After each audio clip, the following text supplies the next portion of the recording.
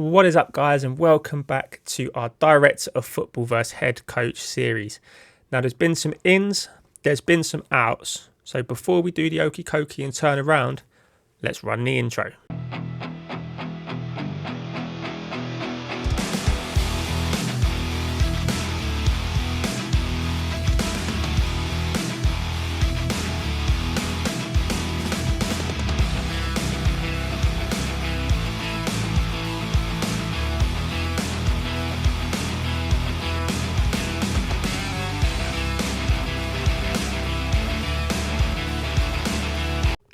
Now, before we get to the transfer business, I promise we will get there very soon. I'd just like to say thank you to everyone that supported the first episode, everyone that liked the video, subscribed to the channel, reposted the tweet or an X, whatever it's called now.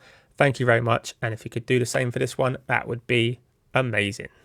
And we'll start with the good old Director of Football. Here he is, PottsyFM, and he's been a busy boy trying to sort things out both on the pitch and in the training ground. A quick reminder of the Director of Football rules. He's there to sign new players and renew player contracts, recruit all staff and renew the contracts, signings based on the assistant manager's preferred tactics.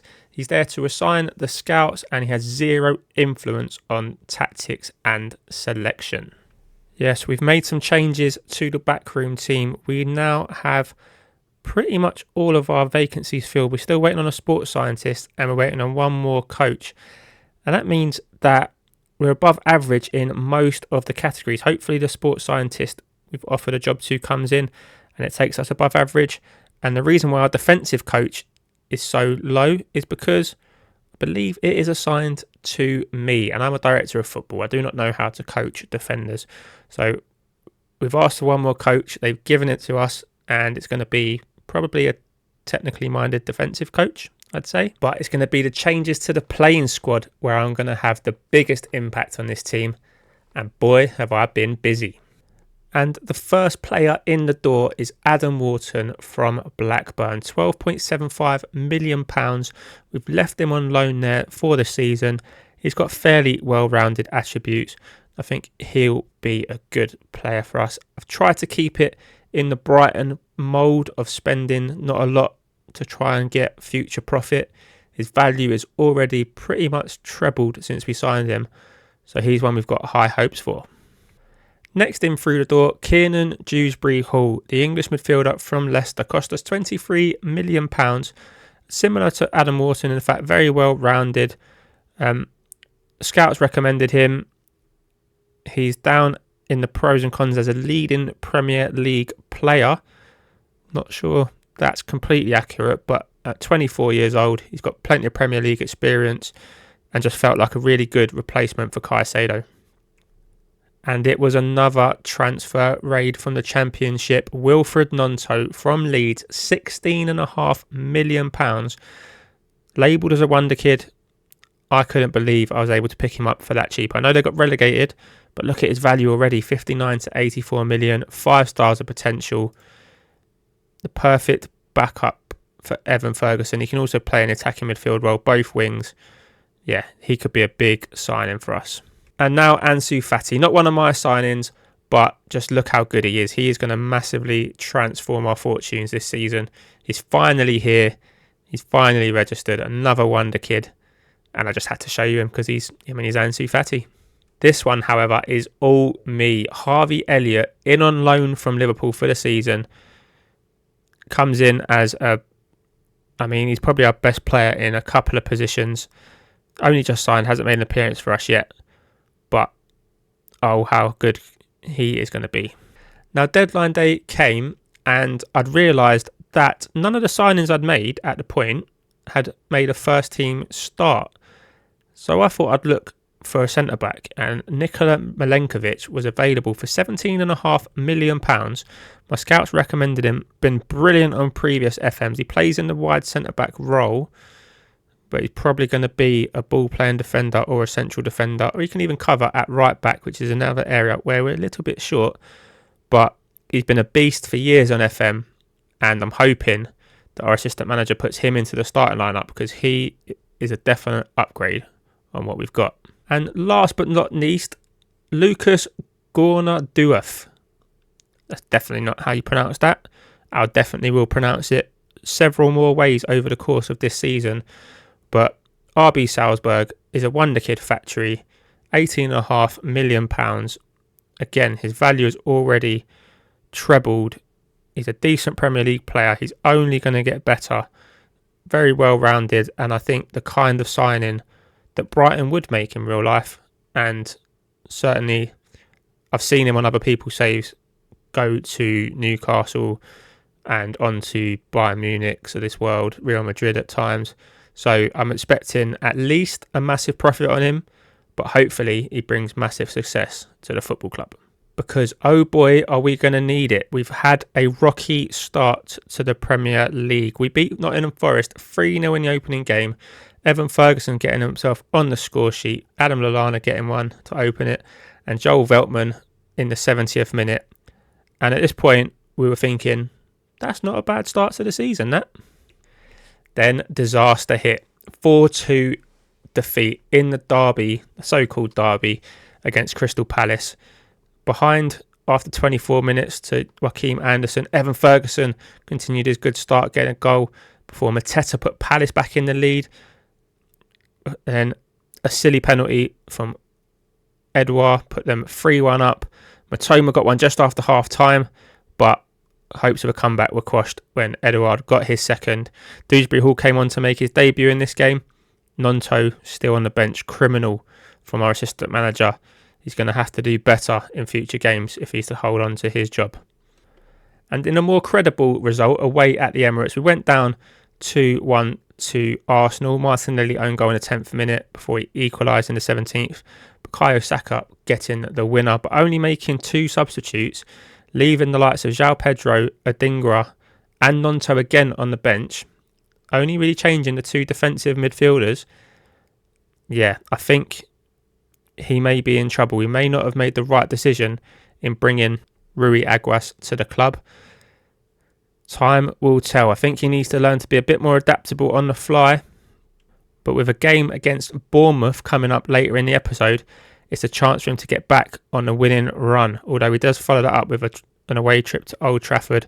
We've got to go to St James's Park in not very long. So it's a tricky start to the season, but imperative we get wins from our next 2 home games.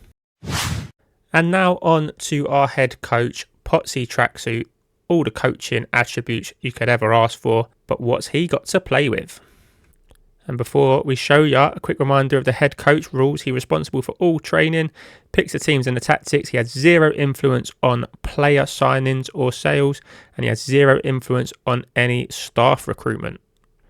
We went to Tony Bloom and asked him to recruit us a director of football, and he chose Paul Mitchell, formerly of Tottenham, Leipzig, Monaco, and now Brighton. And he's been a fairly busy boy. The first player he brought to the club was Ronnie Edwards from Peterborough. Goes straight into the under-21s, 20-year-old centre-back.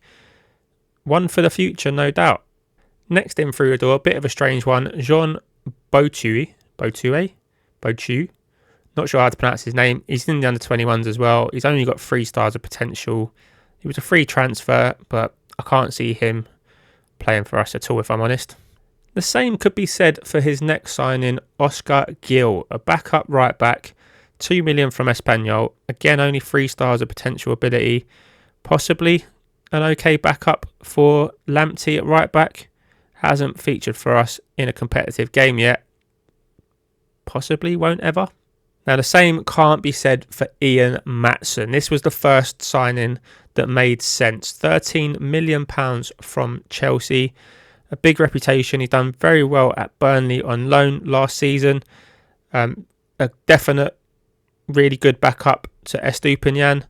And who knows what the future holds for him. He may be someone that Mitchell looks to cash in on in the future.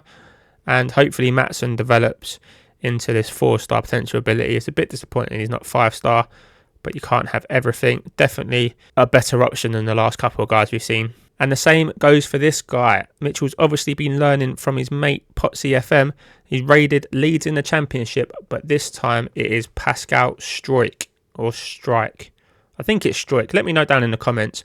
But a centre-back that can play left-back. He can even cover in midfield if we need to. A pretty good player. Possibly not ever going to be a first-choice centre-back, but a good squad option there. And one I'm relatively happy with. Unfortunately, he was the last signing that I was relatively happy with. I got a little bit excited when I saw that we were in for Luca, but no, it's not Lorenzo Luca from previous FM Wonder Kid fame. It's just simply Luca from Sao Paulo. 3-star potential ability. Again, into the under-21s. He was £0. So it's a bit underwhelming, really. And as you can see from this screen, he's left £62.5 million in the transfer budget. Now, I know we're in a negative wage budget, but come on, lad, move some of that around. Bring me in some first teamers. I don't think there's a single signing he's made that's going to make it into our first team. Certainly, if we filter it by current ability, none of the new signings even come close. I mean, look down there, we've got Oscar Gill, Pascal Stroik, Ian Matson. They're all right down here, and the others are in the under-21s. So, I mean, the same could be said for PottsyFM signings. None of them are exactly first team ready, but I'm pretty sure that they, even with an assistant manager in charge of the first team, they're going to make more appearances than Oscar Gill will. And in our first game on the pitch, we went to Crystal Palace, and unlike our counterparts, we came away with a 3-0 win. Danny Welbeck, João Pedro with a penalty and a late goal. As you can see from the bottom corner, we've gone for a different formation based on, well, the lack of options in an attacking midfield role, really. And I wanted to try and utilise some of the wide centre-backs that we've got at our disposal. And it worked pretty well here. And it even worked well in the next game at home to Arsenal. Unfortunately, we couldn't hold on for the win. We were pegged back. But despite going behind to a rather poor Saliba goal, James Milner rolled back the years. He turned into Mil Neymar. Got himself a quick fire double. But unfortunately, Eddie Nketiah got the equaliser in the 77th minute. I'm going to show you it because it was pretty comical defending from us. Gabriel with the ball here. He finds Tierney. Now, if I'm trying to remember this, it was a couple of days ago. Here we go. Look, Lamptey with a chance to dispossess him there. Then Gross with another chance to dispossess him. It finds its way to Nketiah. And we leave 2 points on the table before a trip to Kenilworth Road. And if you look at the headline, they're 0-0. It's very disappointing. When you see we had 20 shots and an XG of 2.45. I mean, we were all over them. We just couldn't get as many shots on target as we needed to. Kaminsky was man of the match. It just didn't happen for us in this game. I'm pleased that we created some chances. I'm disappointed with the accuracy of the chances, but I think later on in the season, when Evan Ferguson starts to grow into his potential, this kind of performance will lead to a 2-3 or even 4-0 win. And I'm a bit more encouraged by this start than I am for our assistant manager's start here. The 3-0 was good. Both teams started with a 3-0 victory. But, yeah, away at Palace, should have won that. Away at Arsenal, not the worst result. But, yeah, that leaves our Director of Football and Co. down in 13th. We do have a game in hand over West Ham and Chelsea. With the right win, we could jump up massively. And it's time to see if we can recover. At home to Bournemouth, all that's left to do is go on holiday for a day. We've created a separate profile for a fella called Watch Along. That is his name, because he's just here to watch along. And here we are then. Here are the lineups. Again, no new signings in the starting 11. Or none of our new signings at least. Ansu Fati does come in for a debut. And we do have Gorna DOF, Dewsbury Hall, Harvey Elliott, and Milenkovic on the bench. No place for Wilfred Gnonto.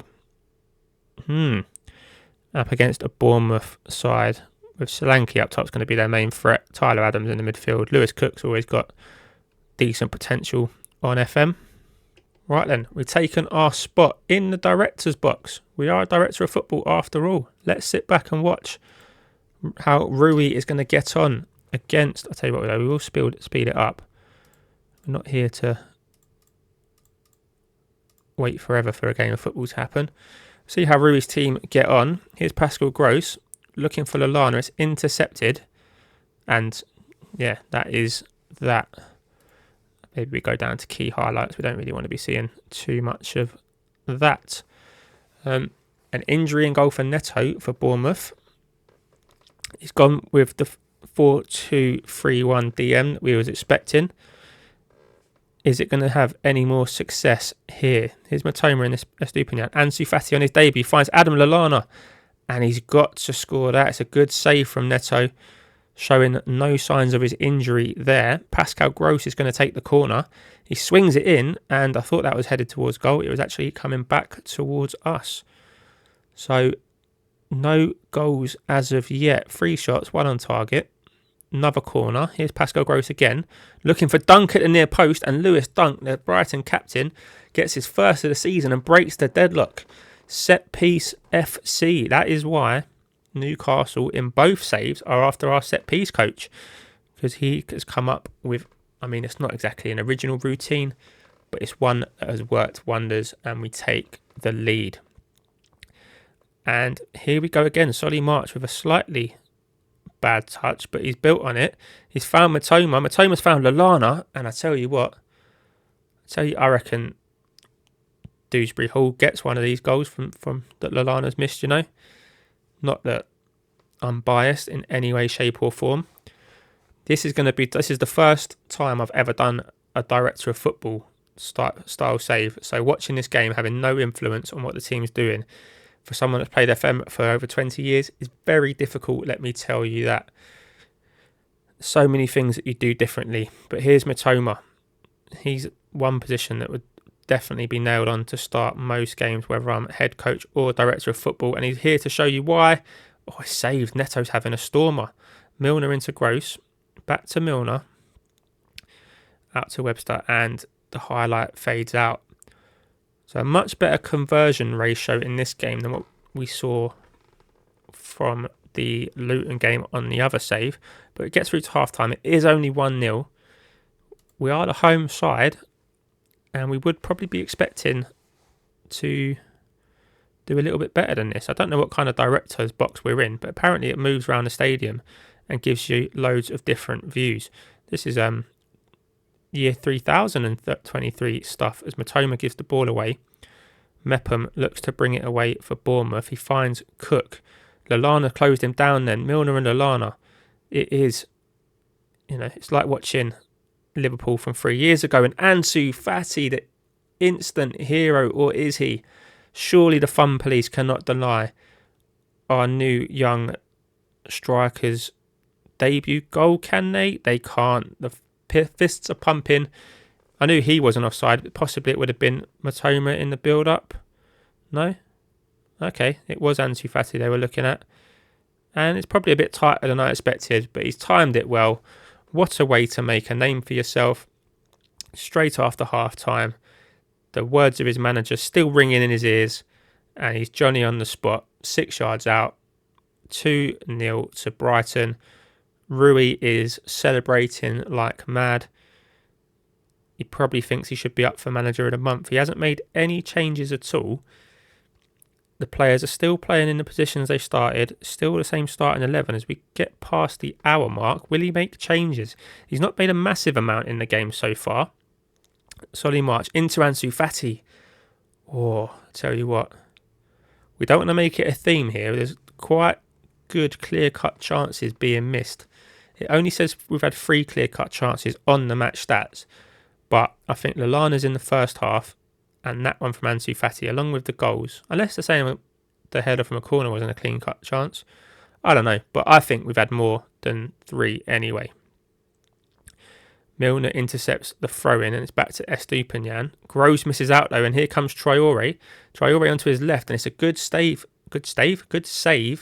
from Jason Steele in goal, getting the nod over Verbruggen. Christie looks for a funky corner kick. It's back to him. Surely we would have played him offside there. Nope. Okay, Milenkovic is on. Just seen that. as he towers a header away. And Evan Ferguson is also on for Solly March. Ansu Fati goes out to the right. That's an interesting change. 4 minutes to go then. Is he going to make any more? Are we going to make a change to the scoreline? Billy Gilmore, he's a change. And it's not really a change of fortunes. It's a tame effort that the keeper saves quite easily from a promising position. And now we're on the counter-attack. Dango Utara. Didn't know he played for Bournemouth. Didn't know who he is. Quite funny that he's got a name like Dango. But what's not funny is he's got the wrong side of Estupiñán there, and he's bent one in the top. It's a great finish, don't get me wrong. But now we've got a nervy 3.5 minutes to see out the rest of this game. What has Rui got in his locker in terms of shutting up the shop? Is he going to go to some shithousery? It looks like Estupiñán's gone to an inverted wing-back, being so central. Here's Billy Gilmore, bursts into the box. He finds Lallana. On another day, he could have had a hat-trick. But today is not that day. And it goes out. Are we going to hold on? It looks like we are, and we are. Full time then at the Amex. A 2-1 victory for Brighton, led by our assistant manager. How does that affect the league table? Still on our watch along. It puts us up to 9th. 9th, yep. Tottenham could go above us with a victory, but 6 points from 4 games. Let me know down in the comments if you think that's good enough. As we head on over to Potsy Tracksuit, our head coach, home to Fulham in the Premier League, the different formation. Again, like I said before, none of the signings that's been made for us come into this starting 11, but we did just have a near scare, and it is a risk of being a head coach and not being involved in the transfers. Al Ali bid £31.5 million for Pervis Estupiñán, who's by far and away our best left back. Thankfully for us though, Paul Mitchell rejected it as it didn't quite meet his valuation, and he said there that he feels the player has a future at our club. So I can only hope that Paul Mitchell and co continue to show that level of ambition when it comes to holding on to some of our prized youngsters, a couple of which who are injured at the moment. So this is the team we're going to go with then. Jason Steele is not going to be in goal. Verbruggen is our first choice keeper. He's missed the last few games with injury, but he's going to come in. Dunk and Veltman as wide centre-backs. Webster as a libero. Now bear with me as I show you what he can do in this libero role. This is the opening day of the season. This is against Crystal Palace. This is Adam Webster here, playing it through for Danny Welbeck, opening the scoring. Let's run that back. If you just see here, he runs into that role ahead of his 2 centre-back partners, gets himself in a little pocket, picks it up on a turn, slots in Welbeck. In terms of what you want from the libero, chef's kiss. Not that he's got himself any other assists since, mind, but a 7.37 average rating from his 3 appearances. Maybe he's the future at libero. Maybe our director of football might just pick us up someone better in January. But that's enough gloating over our past achievements. Estupiñán will play at left back, Lallana and Gross in the central midfield with Lamptey at right wing back, Matoma and March on the wings with Danny Welbeck up top. And why has it put those 2 guys back into our substitute bench? I will never know. And Verbruggen has disappeared off the start. Right, that's better. Stop glitching out with Football Manager.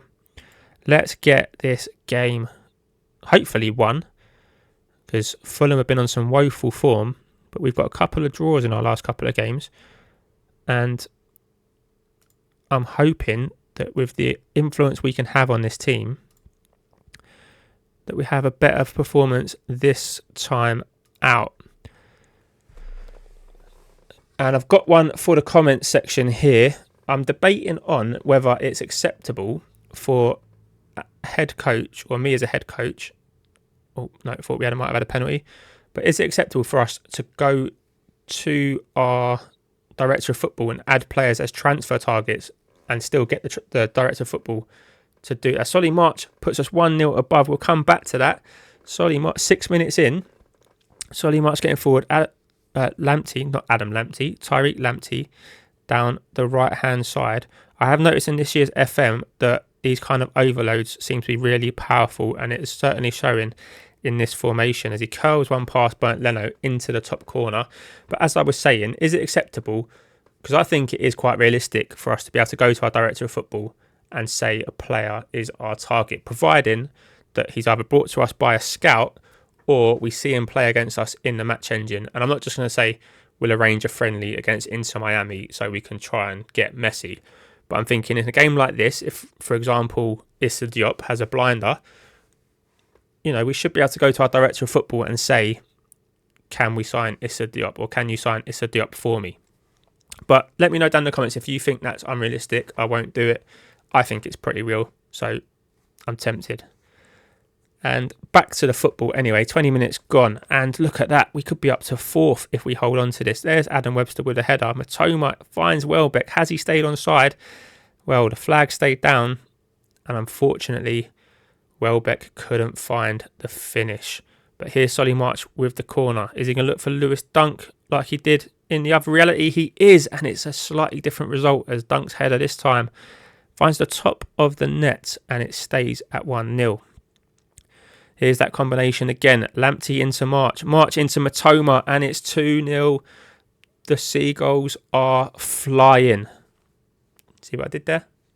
Actually unintentional, but it's a pretty good pun, and I will take it as we take a 2-goal lead, which I will also take very, very much. Solly March, I mean, just showing that maybe we didn't need to sign any first-team players. Maybe De Zerbi got it right. Of course, we're playing in the real world mode, so all the transfers from real life have happened at the time that they've happened, which begs a question why I haven't started Ansu Fati. Is he injured? Have I left him on the bench? Let's investigate. He's not on the bench. Am I blind? He's injured. He's injured. Okay, I thought I'd done something incredibly criminal there. Let's get back to the live action. Forget I said anything. And let's focus on Fulham as my heart rate slows down to a normal beat. And I stop thinking that I'm a bit of a plum. But defending to do here. Out to Harry Wilson. He goes early in towards Iwobi. There's Libero Webster. Oh, Tyreek Lamptey. Careful, son. Nearly gave away a penalty there. Solly March. Lamptey's on his bike though. Can Lallana find him? That is the aim, but Welbeck's made the same run. He's got it. Can he hold it up? He does. Back to Lamptey. Come on, Danny. Get yourself in that box, mate. Libero Webster. I tell you what, he's caused some trouble there. He's caused some trouble. He's getting involved. He's looking like a prime Sergio Ramos back there. Is he? I'm not so sure he is. But Pascal Gross. Oh, what a strike that is. Oh, stop the voting for goal of the season. We've just seen it. We've just seen it. That is unbelievable from Pascal Gross. I mean, who needs Ansu Fati? Who needs Caicedo more like? Look at this. Wallop on the volley. Leno's got no chance. It goes through some bodies. Top corner stuff. We are absolutely flying. Fulham's woeful form look to be continuing as Danny Welbeck chases all the way back and dispossesses former teammate in Alex Iwobi, but Matoma gives it away. Now Reed comes forward for Fulham, looks for Raul Jimenez. Raul Jimenez finds the bottom corner, and Matoma, you've got yourself a goal, but you've also cost your team a goal by giving the ball away there. Let's demand more of him specifically. He might feel singled out. He might hate us. Hopefully, he takes it on board as constructive criticism. He realises he needs to do better, and he looks to make amends for his error. Here's Pascal Gross, scorer of that absolute worldie earlier in this game. He's now found Danny Welbeck in that channel. That run has been on all game, and this time Welbeck goes for goal, and Bernd Leno is there to keep his side in this game. Solly March is going to swing the corner in. Where is Lewis Dunk? He is there at the near post. It comes to him eventually. Solly March, you do not have the pace to pull that move off, mate. And it showed there. Excellent from Veltman.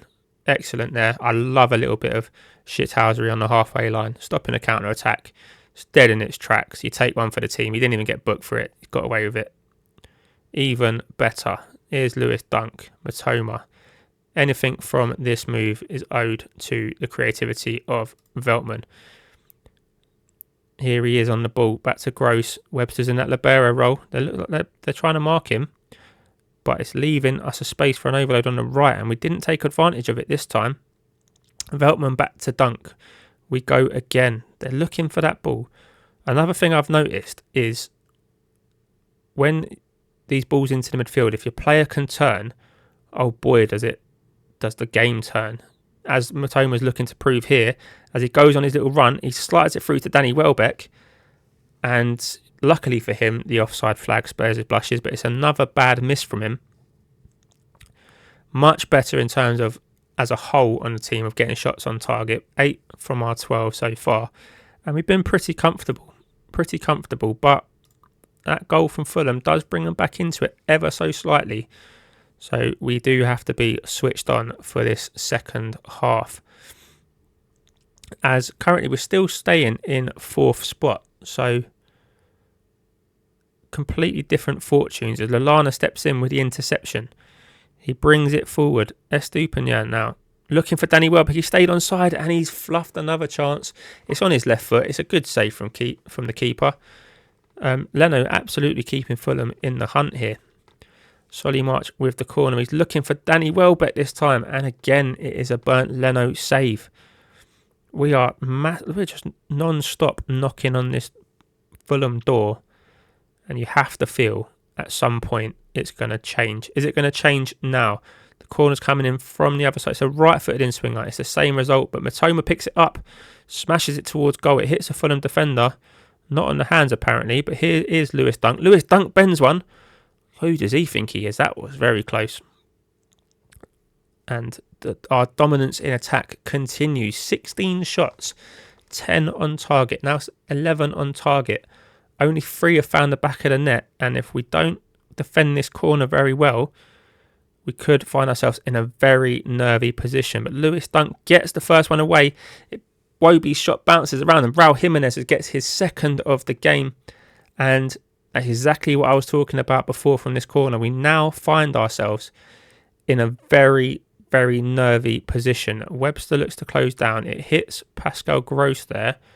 I mean, how Wobie's got an assist for that is very, very generous. But, yeah, we must make some changes to get back in this. Solly March can come off for João Pedro. Do we get... I mean, it's only really Struijk and Gilmore. No, Struijk and Matson from the new signings, but I don't really want to mess around with the defence unless one of them is really tired, which they're not. So I think I'm going to bring on Dahoud for Lallana for some fresh legs there, and Evan Ferguson can hopefully have a bit more luck in front of goal than Danny Welbeck did. I'm also going to demand more. And as soon as it lets me again, I'm going to demand some focus as we head to the last 10 minutes of this match.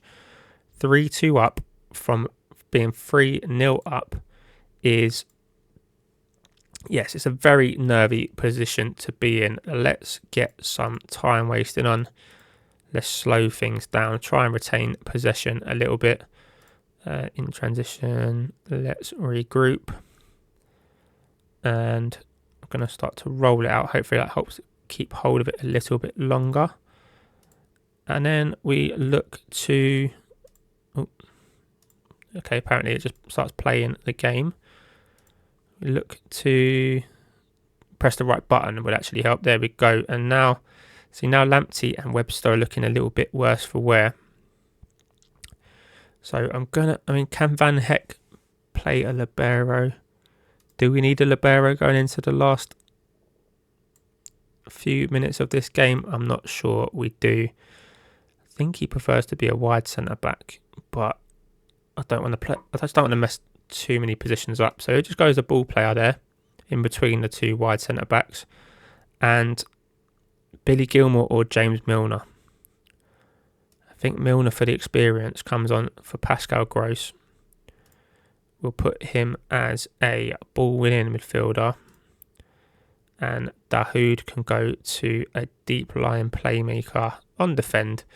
We'll keep bodies back. We'll try and keep hold of this lead, but still maintain a little bit of a creative force here. As with Adam Webster's up there, he's found Dahoud. Estupiñán into Dahoud. Oh, so close. Almost an instant impact. But now look, the counter-attack is on. Vinicius, Phantom Malheiro, Lukic, Tete. Oh, Adam Webster. He's got all the way back. No wonder he's knackered. What a lung-busting, potentially goal-saving defensive run that was. As injury time is upon us. We've got less than a minute left. Can we hold on? Can we hold on? We do hold on. Massive 3 points for us. We remain undefeated, I might add, in our 3 games. And we move into the top 4, even if it is only for a minute. That is where we leave things for today, boys and girls. If you like that episode, please leave a like on it. Subscribe to the channel. And if I get 5 likes on this video, I'll release episode 3 this weekend. If not, it will be Tuesday as scheduled. And I will see you then. Take care.